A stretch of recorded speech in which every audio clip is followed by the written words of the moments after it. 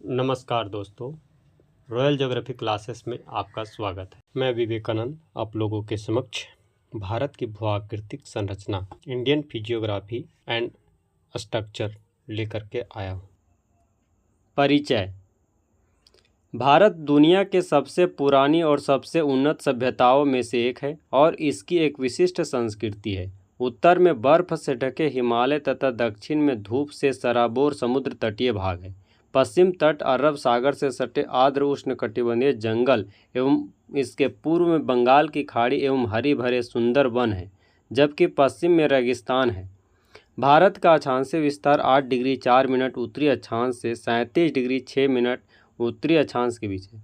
इसी तरह देशांतरीय विस्तार 68 डिग्री 7 मिनट पूर्वी देशांतर से 97 डिग्री 25 मिनट पूर्वी देशांतर के बीच है। इसके पूर्व से पश्चिम विस्तार 2933 तथा उत्तर से दक्षिण 3214 किलोमीटर है। कर्क रेखा भारत को दो बराबर भागों उत्तर भारत और दक्षिण भारत में विभाजित करती है, जो गुजरात, राजस्थान, मध्य प्रदेश, छत्तीसगढ़, झारखंड, पश्चिम बंगाल, त्रिपुरा और मिजोरम तथा भारत के मध्य भाग से गुजरती है।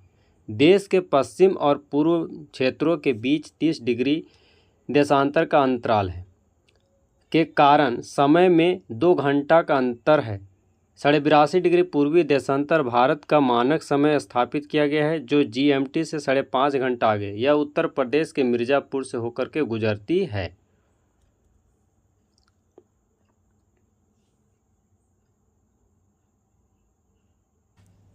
भारत की भूआकृति इंडियन फिजियोग्राफी। किसी स्थान की भूआकृति उसकी संरचना, प्रक्रिया और विकास की अवस्था का परिणाम है। भारत की धरातलीय भिन्नताएं बहुत ही महत्वपूर्ण है। इसके उत्तर में एक बड़े क्षेत्र में उबड़ खाबड़ स्थलाकृतियाँ हैं। इसमें हिमालय पर्वत श्रृंखलाएँ हैं, जिसमें अनेकों चोटियाँ, सुंदर घाटियाँ व महाखंड स्थित है। दक्षिण भारत एक स्थिर परंतु कटा-पटा पठार है, जहां अपर्दित चट्टानी खंड हैं और कगारों के भरमार हैं। इन दोनों के बीच में उत्तर भारत का विशाल मैदान है। इस प्रकार मोटे तौर पर भारत को निम्नलिखित भूआकृतिक खंडों में विभक्त किया जा सकता है। भारत का भौतिक विभाग को मुख्यतः 6 भागों में हम लोग बांट सकते हैं। जैसा कि आप लोग मानचित्र में आप देख सकते हैं, उत्तर तथा उत्तर पूर्व पर्वतमाला, उत्तर भारत का मैदान, प्रायद्वीपीय पठार, मरुस्थल, तटीय मैदान और द्वीप समूह। इस प्रकार हम लोग भारत के भौतिक विभाजन को मुख्य रूप से 6 भागों में बांट सकते हैं। उत्तर तथा उत्तर पूर्वी पर्वतमाला। उत्तर तथा उत्तर पूर्वी पर्वतमाला में हिमालय पर्वत और उत्तरी पूर्वी पहाड़ियाँ शामिल हैं। हिमालय में कई समांतर पर्वत श्रृंखलाएँ हैं। इसमें बृहत हिमालय, पार हिमालय, मध्य हिमालय, शिवालिक प्रमुख श्रेणियाँ हैं। भारत के उत्तर पश्चिम भाग में हिमालय की ये श्रेणियाँ उत्तर पश्चिम दिशा से दक्षिण पूर्व दिशा की ओर फैली है। दार्जिलिंग और सिक्किम क्षेत्रों में ये श्रेणियाँ पूर्व पश्चिम दिशा में फैली है, जबकि अरुणाचल प्रदेश में ये श्रेणियाँ दक्षिण पश्चिम से उत्तर पश्चिम की ओर मुड़ जाती है। मिजोरम, नागालैंड और मणिपुर में ये पहाड़ियाँ उत्तर दक्षिण दिशा में फैली है।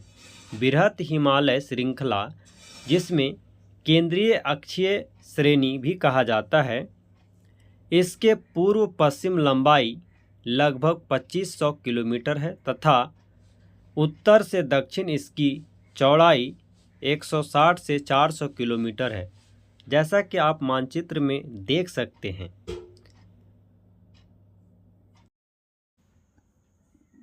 हिमालय भारतीय उपमहाद्वीप तथा मध्य पूर्व एशिया के बीच एक मजबूत दीवार के रूप में खड़ा है। हिमालय एक प्रतिरोधी ही नहीं बल्कि जलवायु, अपवाह तंत्र, सांस्कृतिक विभाजक भी है। हिमालय पर्वतमाला की भूआकृतियों के आधार पर इसको कई उपखंडों में विभाजित किया जा सकता है, जैसे कश्मीर या उत्तरी पश्चिमी हिमालय, हिमाचल या उत्तरांचल हिमालय, दार्जिलिंग या सिक्किम हिमालय, अरुणाचल हिमालय और पूर्वांचल हिमालय। कश्मीर या उत्तर पश्चिमी हिमालय। कश्मीर हिमालय में अनेक पर्वत श्रेणियां हैं, जैसे काराकोरम, लद्दाख, जास्कर और पीर पंजाल। कश्मीर हिमालय का उत्तर पूर्वी भाग, जो बृहत हिमालय और काराकोरम श्रेणियों के बीच स्थित है, एक ठंडा मरुस्थल है। बृहत हिमालय और पीर पंजाल के बीच विश्व प्रसिद्ध कश्मीर घाटी और डल झील है। दक्षिण एशिया के महत्वपूर्ण हिमानी बलटोरो, सियाचिन इसी प्रदेश में है। कश्मीर हिमालय करेवा के लिए भी प्रसिद्ध है, जहां जाफरान की खेती की जाती है। बृहत हिमालय में जोजिला, पीर पंजाल में बनिहाल, जास्कर में फोटुल्ला और लद्दाख श्रेणी में खारदुंगला जैसे महत्वपूर्ण दर्रे स्थित हैं।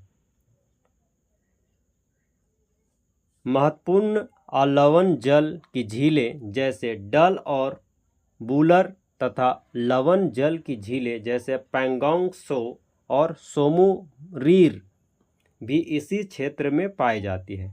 सिंधु तथा इसकी सहायक नदियां झेलम और चिनाब इस क्षेत्र को अपवाहित करती है। कश्मीर और उत्तरी पश्चिमी हिमालय विलक्षण सौंदर्य और खूबसूरत दृश्य स्थलों के लिए भी जाना जाता है। कश्मीर की यही रोमांचक दृश्यावली पर्यटकों के लिए आकर्षण का केंद्र है। कश्मीर हिमालय में कुछ दर्शनीय तीर्थ स्थान हैं, जैसे वैष्णो देवी, अमरनाथ गुफा, चार शरीफ भी यहीं स्थित है। यहाँ बहुत से तीर्थयात्री हर साल आते हैं। जम्मू और कश्मीर की राजधानी श्रीनगर झेलम नदी के किनारे ही स्थित है। हिमाचल और उत्तराखंड हिमालय। हिमाचल का यह हिस्सा पश्चिम में रावी नदी और पूर्व में काली नदी के बीच स्थित है।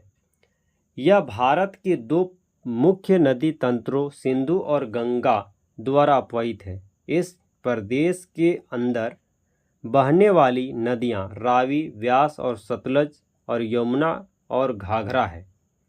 हिमाचल हिमालय तथा सुदूर उत्तर भाग लद्दाख के ठंडे मरुस्थल का विस्तार है और लाहौल एवं स्पीति जिले के स्पीति उपमंडल में है। हिमालय की तीन मुख्य पर्वत श्रृंखलाएं बृहत हिमालय, लघु हिमालय और शिवालिक श्रेणियां इस हिमालय खंड में स्थित है। लघु हिमालय में 1000 से 2000 मीटर की ऊंचाई वाले पर्वत ब्रिटिश प्रशासन काल के लिए मुख्य आकर्षक केंद्र रहे हैं। कुछ महत्वपूर्ण पर्वत नगर जैसे धर्मशाला, मसूरी, कसौल, अल्मोड़ा, लैंसडाउन, रानीखेत इसी क्षेत्र में स्थित हैं। इस क्षेत्र के दो महत्वपूर्ण स्थलाकृतियां शिवालिक और दून हैं। यहाँ स्थित कुछ महत्वपूर्ण दून जैसे चंडी, कालका दून, नालागढ़ दून, देहरादून, हरिके दून, कोटा दून शामिल है। इसमें देहरादून सबसे बड़ी घाटी है, जिसकी लंबाई 35 से 45 किलोमीटर और चौड़ाई 22 से 25 किलोमीटर है। बृहत हिमालय की घाटियों में भोटिया जनजाति के लोग रहते हैं। ये खानाबदोश लोग हैं जो ग्रीष्म ऋतु में बुग्याल ऊंचाई पर स्थित घास के मैदानों में चले जाते हैं और शरद ऋतु में घाटियों में लौट आते हैं। प्रसिद्ध फूलों की घाटी भी इसी पर्वतीय क्षेत्र में स्थित है। यमुनोत्री, गंगोत्री, केदारनाथ, बद्रीनाथ और हेमकुंड साहिब भी इसी इलाके में स्थित है। दार्जिलिंग और सिक्किम हिमालय। पश्चिम में नेपाल हिमालय और पूर्व में पूर्वी भूटान हिमालय है। यह एक छोटा परंतु हिमालय का बहुत महत्वपूर्ण भाग है। यहाँ तेज बहाव वाली तीस्ता नदी बहती है और कंचनजंगा जैसी ऊंची चोटियाँ और गहरी घाटियाँ पाई जाती है। इन पर्वतों के ऊंचे शिखरों पर लेप्चा जनजाति और दक्षिण भाग विशेषकर दार्जिलिंग हिमालय में मिश्रित जनसंख्या, जिसमें नेपाली, बंगाली, मध्य भारत की जनजातियां शामिल है, पाई जाती है। यहाँ की प्राकृतिक दशाओं जैसे मध्य ढाल, गहरी व जीवाश्म युक्त मिट्टी, संपूर्ण वर्षा का होना, मंद और शीत ऋतु का फायदा उठाकर अंग्रेजों ने यहाँ चाय के बागान लगाए। अरुणाचल हिमालय। यह पर्वत क्षेत्र भूटान हिमालय से लेकर पूर्व में दिफू दर्रा तक फैला है। इस पर्वत श्रेणी की सामान्य दिशा दक्षिण पूर्व से उत्तर पूर्व है। इस क्षेत्र की मुख्य चोटियों में कामंगातु और नामचा पर्वत शामिल है। ये पर्वत श्रेणियाँ उत्तर से दक्षिण दिशा में तेज बहाव और गहरे गॉर्ज बनाने वाली नदियों द्वारा विच्छेदित होती है। नामचा बरवा को पार करने के बाद ब्रह्मपुत्र नदी एक गहरी गॉर्ज बनाती है। कामेंग, सुबनसिरी, दिहांग, दिबांग और लोहित यहाँ के प्रमुख नदियाँ हैं। यह 12मासी नदियाँ हैं और बहुत से जलप्रपात बनाती है, इसलिए यहाँ जल विद्युत उत्पादन की क्षमता भी बहुत अधिक है। अरुणाचल प्रदेश की एक मुख्य विशेषता यह है कि यहाँ बहुत सी जनजातियाँ निवास करती हैं। बाकी हिमालय से यह क्षेत्र भिन्न है क्योंकि यहाँ द्वार स्थलाकृतियाँ पाई जाती हैं जिनका उपयोग चाय बागान के लिए किया जाता है। सिक्किम और दार्जिलिंग हिमालय अपने रमणीय वनस्पति जात और प्राणी जात और ऑर्किड के लिए भी जाना जाता है। मोनपा, डफला, आबोर, मिसमी, नीसी और नागा इनमें से ज़्यादातर जनजातियाँ झूमिंग यानी झूम कृषि करती है, जिसे स्थानांतरित कृषि या स्लैश और वर्ण कृषि भी कहा जाता है। यह क्षेत्र जैव विविधता में धनी है, जिसका संरक्षण देशज समुदाय ने किया है। उबड़ खाबड़ स्थलाकृति के कारण यहाँ विभिन्न घाटियों के बीच परिवहन जुड़ाव लगभग नाम मात्र ही है। इसलिए अरुणाचल प्रदेश असम सीमा पर स्थित दुआर क्षेत्र से होकर ही यहाँ कारोबार किया जा सकता है। पूर्वी पहाड़ियाँ। हिमालय पर्वत के इस भाग में पहाड़ियों की दिशा उत्तर से दक्षिण है। ये पहाड़ियाँ विभिन्न स्थानीय नामों से जानी जाती हैं। उत्तर में ये पटकई बूम, नागा पहाड़ी, मणिपुर पहाड़ी और दक्षिण में मिजो या लुसाई पहाड़ियों के नाम से जानी जाती है। यह एक नीची पहाड़ियों का क्षेत्र है जहाँ अनेक जनजातियाँ झूम या स्थानांतरित खेती करती है। यहाँ ज़्यादातर पहाड़ियाँ छोटे बड़े नदी नालों के द्वारा अलग होती है। बाराक मणिपुर और मिजोरम की मुख्य नदी है। मणिपुर घाटी के मध्य में एक झील स्थित है जिसे लोकताक झील कहा जाता है और यहाँ यह चारों ओर से पहाड़ियों से घिरी है। मिजोरम, जिसे मोलासिस बेसिन कहा जाता है, मृदुल और असंगठित चट्टानों से बना है। नागालैंड में बहने वाली ब्रह्मपुत्र की सहायक नदियाँ हैं। मिजोरम और मणिपुर की दो नदियाँ बराक नदी की सहायक नदियाँ हैं, जो मेघना नदी की एक सहायक नदी है। मणिपुर के पूर्वी भाग में बहने वाली नदियाँ चिंदविन नदी की सहायक नदियाँ हैं, जो म्यांमार में बहने वाली इरावदी की सहायक नदी है। उत्तर भारत का मैदान। उत्तर भारत का मैदान सिंधु, गंगा और ब्रह्मपुत्र नदियों द्वारा बहाकर लाए गए जलोढ़ निक्षेप से बना है। इस मैदान का पूर्व से पश्चिम लंबाई लगभग 3200 किलोमीटर है। इसकी औसत चौड़ाई 150 से 300 किलोमीटर है। जलोढ़ निक्षेप की अधिकतम गहराई 1000 से 2000 मीटर है। उत्तर से दक्षिण दिशा में इन मैदानों को 3 भागों में बांट सकते हैं: भाबर, तराई, जलोढ़ मैदान। जलोढ़ मैदान को आगे 2 भागों में बांटा जाता है: खादर और बांगर। भाबर 8 से 10 किलोमीटर चौड़ाई की पतली पट्टी है जो शिवालिक गिरिपद के समांतर फैली हुई है।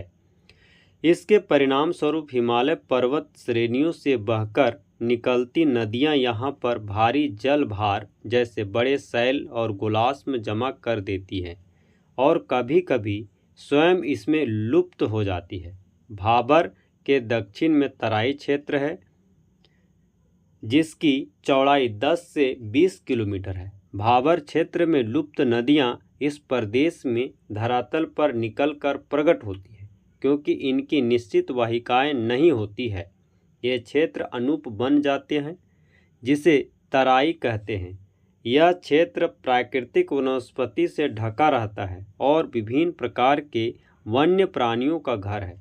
तराई के दक्षिण में जो मैदान है पुराने और नए जलोढ़ में बना होने के कारण बांगर और खादर कहलाता है।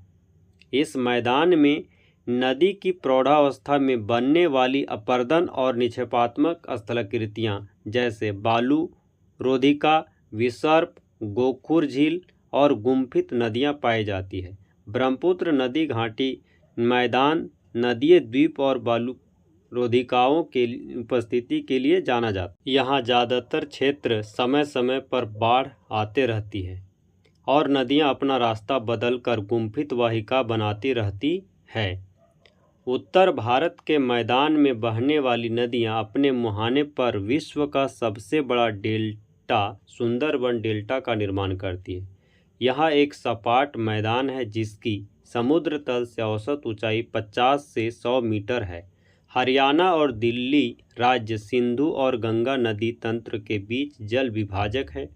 ब्रह्मपुत्र नदी अपनी घाटी में उत्तर पूर्व से दक्षिण पश्चिम दिशा में बहती है, परंतु बांग्लादेश में प्रवेश करने से पहले धुबरी के समीप यह नदी दक्षिण की ओर मुड़ कर 90 डिग्री की कोण बनाती है। ये मैदान उपजाऊ जलोढ़ मिट्टी से बना है जहाँ कई प्रकार के फसलें उगाए जाते हैं, जिसमें गेहूँ, चावल, जौ, जूट उगाए जाते हैं। अतः यह जनसंख्या घनत्व ज़्यादा पाया जाता है। प्रायद्वीपीय पठार नदियों के मैदान से 150 मीटर ऊंचा इसे ऊपर उठता हुआ प्रायद्वीपीय पठार 3 कोने आकार का कटा फटा भूखंड है जिसकी ऊंचाई 600 से 900 मीटर है। उत्तर पश्चिम में दिल्ली, कटक, अरावली विस्तार, पूर्व में राजमहल पहाड़ियाँ, पश्चिम में गिर पहाड़ियाँ और दक्षिण में इलायची कार्डेमम पहाड़ियाँ प्रायद्वीपीय पठार की सीमाएं निर्धारित करती है। उत्तर पूर्व में शिलांग तथा कार्बी एंगलोंग पठार भी इसी भूखंड का विस्तार है। प्रायद्वीपीय भारत अनेक पठारों से मिलकर बना है, जैसे हजारीबाग पठार, पलामू पठार, रांची पठार, मालवा पठार, कोयम्बटूर पठार और कर्नाटक पठार। यह भारत के प्राचीनतम और स्थिर भूखंडों में से एक है। सामान्य तौर पर प्रायद्वीपीय पठार की ऊंचाई पश्चिम से पूर्व में कम होती चली जाती, जिसका प्रमाण यह नदियों के बहाव की दिशा में देखने को मिलता है। इस क्षेत्र की मुख्य प्राकृतिक स्थलाकृतियों में टॉर ब्लॉक पर्वत, भ्रंश घाटियाँ, पर्वत स्कंद, चट्टान संरचना, टेकरी पहाड़ियाँ, श्रृंखला और क्वार्टजाइट भित्तियाँ शामिल है, जो प्राकृतिक जल संग्रहण के स्थल हैं। इस पठार के पश्चिम में और उत्तर पश्चिम भाग में मुख्य रूप से काली मिट्टी पाई जाती है। प्रायद्वीपीय पठार के अनेक हिस्से भू उत्थान और निमज्जन, भ्रंश तथा विभंग निर्माण प्रक्रिया के अनेक पुनरावृत्ति दौरों से गुजर रहे हैं। भीम भ्रंश को जानना आवश्यक है क्योंकि वहाँ बार बार भूकंपीय हलचल होती रहती है। अपनी पुनरावृत्ति भूकंपीय क्रियाओं की क्षेत्रीय भिन्नता के कारण ही प्रायद्वीपीय पठार पर धरातलीय भिन्नताएं पाई जाती है। इस पठार के उत्तरी पश्चिम भाग में नदी खड्ड, महाखड्ड इसके धरातल को जटिल बनाते हैं। चंबल, भीड़ और मोरैन इसके प्रमुख स्थलाकृति हैं। प्रायद्वीपीय पठार को 3 भागों में बांटा जा सकता है: दक्कन का पठार, मध्यवर्ती उच्च भाग, उत्तरी पूर्वी पठार। दक्कन का पठार इसके पश्चिम में पश्चिमी घाट, पूर्व में पूर्वी घाट और उत्तर में सतपुड़ा, मैकाल और महादेव पहाड़ियाँ हैं। पश्चिम घाट को स्थानीय तौर पर अनेक नाम दिए गए हैं, जैसे महाराष्ट्र में सह्याद्री, कर्नाटक और तमिलनाडु में नीलगिरी और केरल में अन्नामलई और इलायची कार्डेमम पहाड़ियाँ। पूर्व घाट की तुलना में पश्चिमी घाट ऊंचे और अवृत हैं।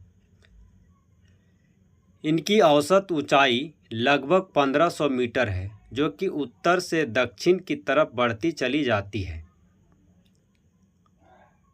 प्रायद्वीपीय पठार की सबसे ऊंची चोटी अनईमुड़ी 2695 मीटर है, जो पश्चिमी घाट के अनामली पहाड़ियों में स्थित है। दूसरी सबसे ऊंची चोटी दोदा बेटा है और यह नीलगिरी पहाड़ियों में स्थित है।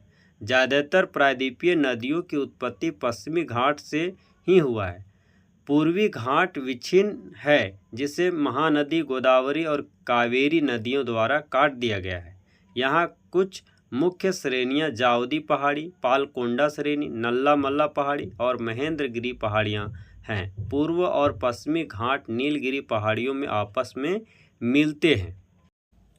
मध्य उच्च भाग पश्चिम में अरावली पर्वत इसकी सीमा बनाते हैं।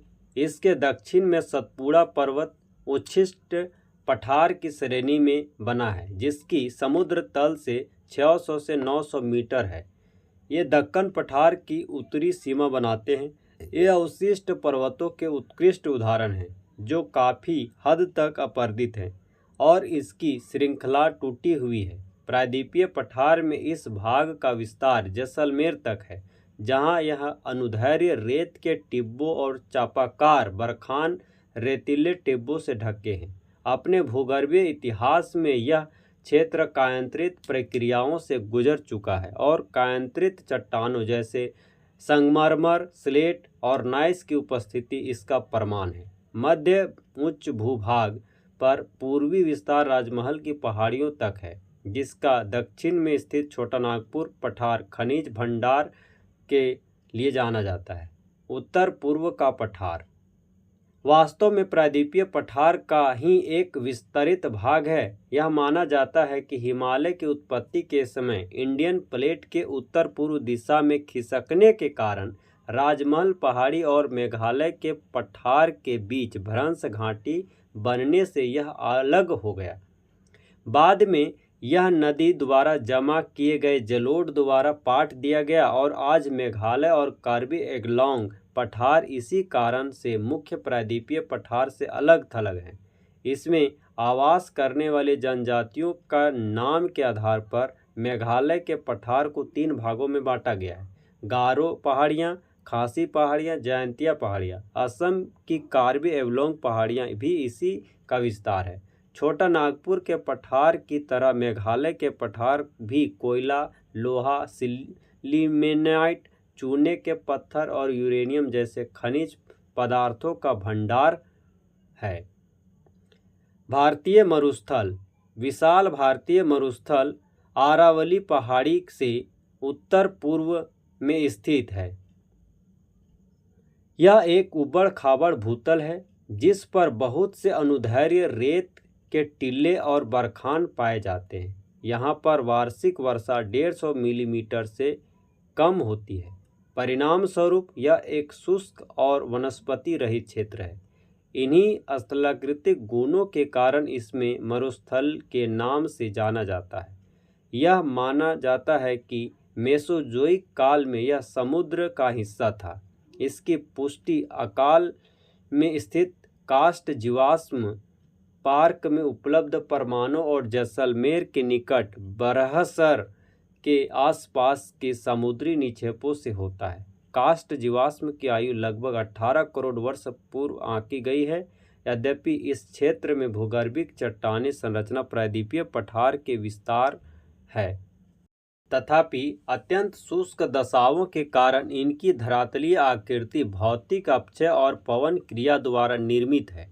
यहाँ की प्रमुख स्थलाकृतियाँ स्थानांतरित रेतीले टिब्ले, छत्रक चट्टान और मरुद्यान दक्षिण भाग में हैं। ढाल के आधार पर मरुस्थल को 2 भागों में बांटा जा सकता है: सिंध की ओर ढाल वाला उत्तरी भाग और कच्छ के रण की ओर ढाल वाला दक्षिणी भाग। यहाँ की अधिकतर नदियाँ अल्पकालिक हैं। मरुस्थल के दक्षिण भाग में बहने वाली लूनी नदी महत्वपूर्ण है। अल्प वृष्टि और बहुत अधिक वाष्पीकरण की वजह से इस प्रदेश में हमेशा जल का घटा रहता है। कुछ नदियां तो थोड़ी दूर तक तय करने के बाद मरुस्थल में लुप्त हो जाती है। यहाँ अंतःस्थलीय अपवाह का उदाहरण है, जहाँ नदियाँ झील या पलाया में मिल जाती है। इन पलाया झीलों का जल खारा होता है, जिसमें नमक बनाया जाता है। तटीय मैदान। आप पहले ही पढ़ चुके हैं कि भारत की तटरेखा बहुत लंबी है। स्थिति और सक्रिय भूआकृतिक प्रक्रियाओं के आधार पर तटीय मैदानों को दो भागों में बांटा जा सकता है: पश्चिम तटीय मैदान और पूर्व तटीय मैदान। पश्चिम तटीय मैदान जलमग्न तटीय मैदानों के उदाहरण हैं। ऐसा विश्वास है कि पौराणिक शहर द्वारिका, जो किसी समय पश्चिमी तट पर मुख्य भूमि पर स्थित था, अब पानी में डूबा हुआ है। जलमग्न होने के कारण पश्चिम तटीय मैदान एक संकरी पट्टी मात्र है और पतन एवं बंदरगाह विकास के लिए प्राकृतिक परिस्थिति प्रदान करता है। यहाँ पर स्थिति प्राकृतिक बंदरगाहों में कांडला, मंझगावा, JL नाहवा सेवा, मार्मागोवा, मंगलोर, कोच्चि शामिल है। उत्तर में गुजरात तट से दक्षिण में केरल तट फैले पश्चिमी तटीय मैदान को भी निम्नलिखित भागों में बांटा जा सकता है: गुजरात का कच्छ और काठियावाड़ तट, महाराष्ट्र का कोंकण तट, गोवा, कर्नाटक तथा केरल में क्रमशः मालाबार तट। पश्चिम तटीय मैदान मध्य में संकीर्ण है, परंतु उत्तर और दक्षिण में चौड़ा होते जाता है। इस तटीय मैदान में बहने वाली नदियां डेल्टा नहीं बनाती है। मालाबार तट की विशेष स्थलाकृति कयाल बैकवाटर, जिसे मछली पकड़ने और अंतःस्थलीय नौकायान के लिए प्रयोग किया जाता है और पर्यटकों के लिए विशेष आकर्षण का केंद्र है।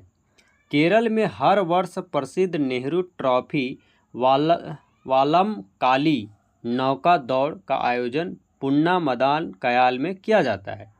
पश्चिमी तटीय मैदान की तुलना में पूर्व तटीय मैदान चौड़ा है और उभरे हुए तट का उदाहरण है। पूर्व की ओर बहने वाली बंगाल की खाड़ी में गिरने वाली नदियां यहाँ लंबे चौड़े डेल्टा बनाती हैं। इनमें महानदी, गोदावरी, कृष्णा और कावेरी का डेल्टा शामिल है। उभरा तट होने के कारण यहाँ पतन और पोताश्रय कम है। यहाँ पर महाद्वीपीय शेल्फ की चौड़ाई 500 मीटर है, जिसके कारण यहाँ पतनों और पोताश्रयों का विकास मुश्किल है। द्वीप समूह। भारत में दो प्रमुख द्वीप समूह हैं, एक बंगाल की खाड़ी में और दूसरा अरब सागर में। बंगाल की खाड़ी के द्वीप समूहों में लगभग 572 द्वीप हैं। ये द्वीप 6 डिग्री उत्तर से 14 डिग्री उत्तर और 92 डिग्री पूर्व से 94 डिग्री पूर्व के बीच स्थित है। रिची द्वीप समूह और लवरिंथ द्वीप यहाँ के दो प्रमुख द्वीप समूह हैं। बंगाल की खाड़ी के द्वीपों को दो श्रेणियों में बांटा जा सकता है: उत्तर में अंडमान और दक्षिण में निकोबार। ये द्वीप समुद्र में जलमग्न पर्वतों का हिस्सा है। कुछ छोटे द्वीप की उत्पत्ति ज्वालामुखी से भी जुड़ी हुई है। बैरन आइलैंड नामक भारत का एकमात्र सक्रिय ज्वालामुखी भी निकोबार द्वीप समूह में स्थित है। यह द्वीप असंगठित कंकड़, पत्थर और गोलाश्म से बना हुआ है। इस द्वीप समूह के मुख्य पर्वत चोटियों में सैडल पीक उत्तरी अंडमान 738 मीटर, माउंट डिओवेली मध्य अंडमान 515 मीटर, माउंट कोयोबो दक्षिणी Andaman 460 metre, Mount Thuillier Great Nicobar 642 metre शामिल है। पश्चिमी तट के साथ कुछ प्रवाल निक्षेप तथा खूबसूरत पुलिन है। यहाँ स्थित द्वीपों पर संवहनीय वर्षा होती है और भूमध्य रेखीय प्रकार की वनस्पति उगती है। अरब सागर के द्वीपों में लक्षद्वीप और मिनिकॉय द्वीप शामिल हैं। ये द्वीप 80 डिग्री उत्तर से 12 डिग्री उत्तर और 71 डिग्री पूर्व से 74 डिग्री पूर्व के बीच बिखरे हुए हैं। ये केरल तट से 280 किलोमीटर से 480 किलोमीटर के दूर पर स्थित है। पूरा द्वीप समूह प्रवाल निक्षेप से बना है। यहाँ 36 द्वीप हैं और इन द्वीपों में 11 पर मानव आवास है। मिनिकॉय सबसे बड़ा द्वीप है, जिसका क्षेत्रफल 453 वर्ग किलोमीटर है। पूरा द्वीप समूह 11 डिग्री चैनल द्वारा दो भागों में बांटा गया है: उत्तर में अमीना द्वीप और दक्षिण में कोनोर द्वीप। इस द्वीप समूह पर तूफान निर्मित पुलिन है। जिस प्रकार अवध गुटिकाएँ, स्लिंग और गोलिस्मिकाएँ गोलास्म पूर्वी समुद्र तट पर पाए जाते हैं। वीडियो अच्छा लगे तो लाइक और सब्सक्राइब जरूर करिएगा। हाँ दोस्तों, आप लोगों के लिए समस्त कोर्स का व्यवस्था इसमें किया गया है।